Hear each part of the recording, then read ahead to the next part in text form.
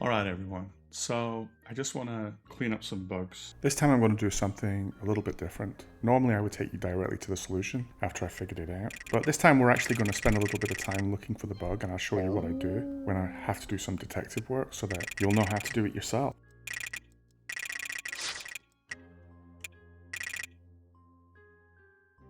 Now, you see that? So if I start with the knight, which is what it should start as, and then he changes to a werewolf, and then he changes back to a wretch, for some reason the knight reappears. So why is that happening? Right here in check for nightfall, it says broadcast change to werewolf and wait. And then when you finish waiting, carry on. So what does it wait for? Well, it waits for change to werewolf to finish. Well, what is that? Well, if you go to werewolf, change to werewolf involves setting up the werewolf transform, and then werewolf move. Now werewolf move then kind of runs for the rest of the werewolf's time, at the end of which change to werewolf ends, which is what this was waiting for. It says broadcast change to werewolf and wait. Well, now it's ended. So what happens next? Well, if you look for where check to nightfall is, it's in night move. So it then goes on to this next thing. So now it was waiting on this, and now it moves on to this, attack or chase. And so that brings the knight back, but then he immediately freezes. Why? Because it reaches the end of this loop, and this loop says, okay, shall I go again? Well, repeat until armor equals destroyed. Well, armor does equal destroyed, as we can verify. So armor does equal destroyed. So it says, yeah, don't worry, don't run that again. And so he just stands there.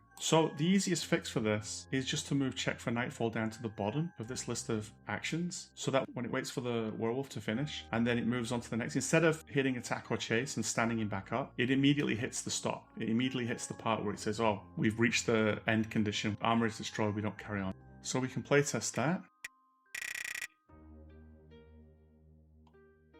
And that works. The knight did not stand up again, and that's what we want. Now with that in mind, I'm a little bit worried that there might be occasions when, after it gets past this, it may still run this, and if there is some scheduled damage, it may then damage the knight, and we might see some animation of a, I don't know, piece of armor flying away or the shirt falling down. So there are a couple of ways we can fix that. We could put this here, and the other possibility is we could put it inside the if health is greater than 0 check. And I think that's probably the best, because technically speaking, we shouldn't be worrying about damaging the knight if the wizard no longer has any health, because that's the end of the game. So leaving it down there just leaves a possibility of damage being delivered after the game has ended, which is silly. So I think I'm going to put it in here. I'm a bit leery of doing that because it's settled code and it might cause problems that I don't anticipate. So I'm going to do quite a bit of playtesting.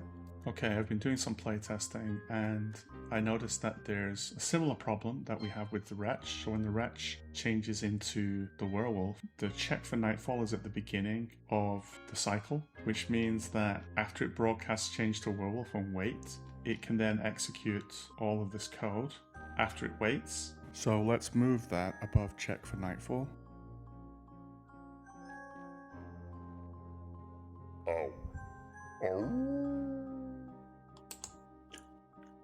So I'm still getting a weird problem where when the wretch changes to the werewolf, the shirt comes back to life. The first thing I'm going to try is to just put a stop after loose chain vest. So there's any ongoing activity in the night, it should end at that point.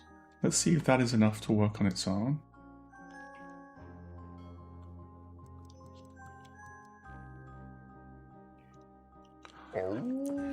Okay, that tells me that it's not due to residual activity that's waiting. So maybe it's caused by a message that goes out when he changes to a werewolf.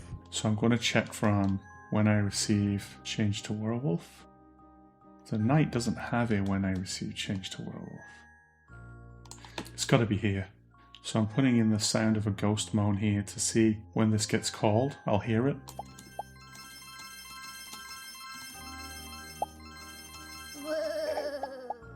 So I heard the ghost moan, which means it got called then when it's supposed to be called. Let's see if it's called again when he changes to a werewolf.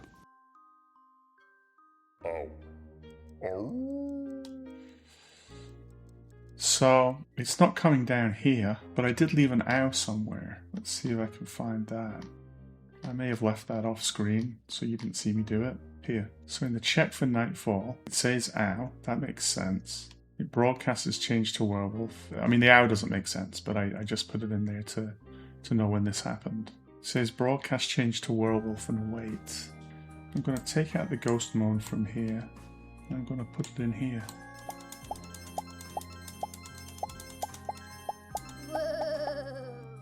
Okay, so that's good. The ghost mode means that this got called. Now let's see if it gets called again.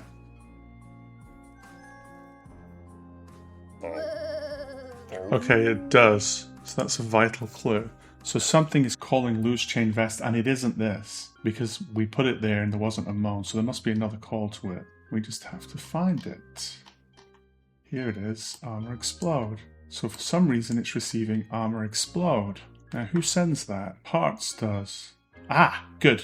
So when it receives Change to Werewolf, which it will when the Wretch changes into a werewolf, it's not checking that the opponent is the knight. This is a big bug. So control if current enemy equals knight, then do all those things. Okay, let's try that.